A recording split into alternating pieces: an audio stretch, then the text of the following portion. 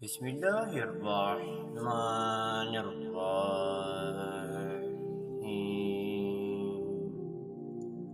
شروع اللہ کے ببرکت نام سے جو بڑا مہربان نہایت رحم کرنے والا ہے۔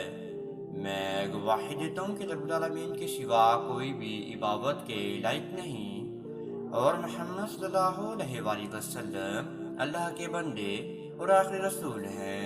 معزز ناظرین و سامعین، آپ سب کو سب سے پہلے السلام علیکم ورحمۃ اللہ وبرکاتہ، اور میں یہ امید کرتا ہوں کہ آپ سب اللہ رب العالمین کی حفظ و ایمان میں ہوں گے۔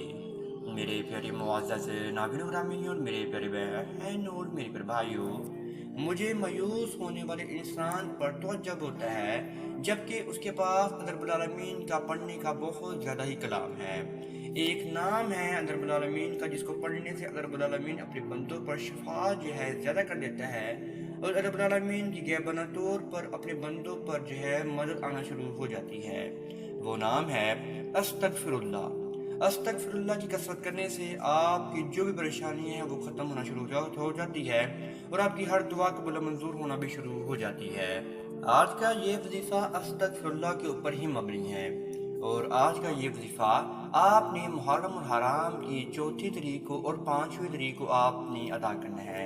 یعنی کہ جب محرم الحرام کی چوتھی تاریخ ہو جائے گی، یعنی کہ 4 تاریخ ہو جائے گی، اور یعنی کہ 5 تاریخ محرم الحرام کی ہو جائے گی، تو آپ نے ان دونوں دنوں میں اس وظیفے کو ادا کرنا ہے۔ انشاءاللہ آپ کی پریشانیاں ختم ہونا شروع ہو جائیں گی، اور آپ کی جو بھی دعائیں ہیں وہ آپ کی قبول منظور ہونا شروع ہو جائیں گی۔ خصوصاً میرے وہ پیارے بہنوں اور میرے وہ پیارے بھائیوں کے لیے یہ وظیفہ ہے جو آپس میں پیار محبت قائم کرنا چاہتے ہیں۔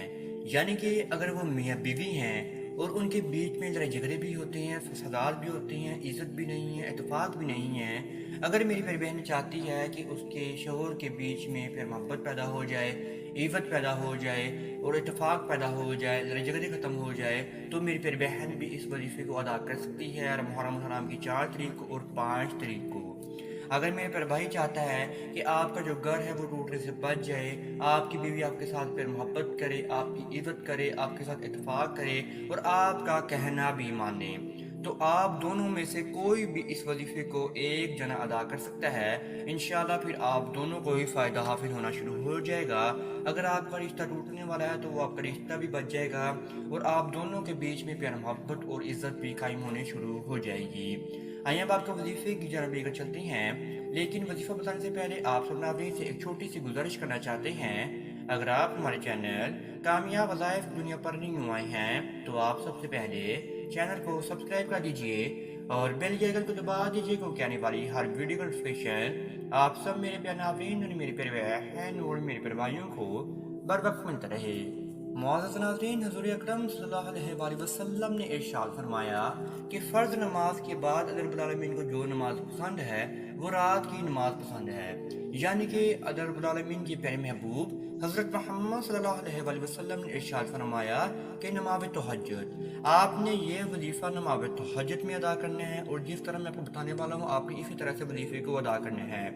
آپ نے رات کے تہائی حصے میں اٹھ جانا ہے، وہ 12 بجے کے بعد شروع ہو جاتا ہے، اور صبح فجر کی نماز سے پہلے تک جو ہوتا ہے ٹائم نماز تہجد کا، آپ نے اٹھ کر تنہائی کا آپ نے انتظام کرنا ہے۔ آپ نے جو ہے نماز بچھا لینی ہے، وہ مرد ہو یا وہ چاہے عورت ہو، میاں بیوی میں پیار محبت قائم کرنا ہے۔ آپ کی نیت میں یہ ہونا چاہیے۔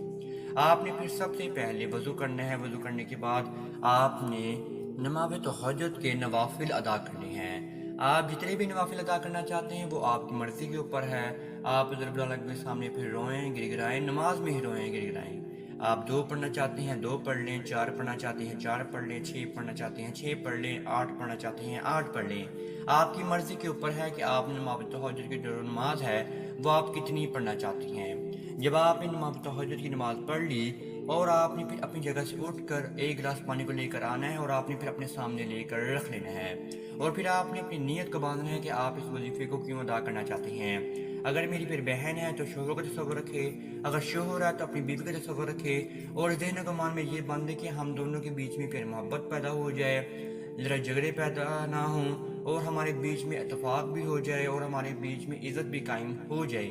اور جو ہمارا رشتہ ٹوٹ رہا ہے وہ ٹوٹنے سے ہمارا رشتہ بچ جائے۔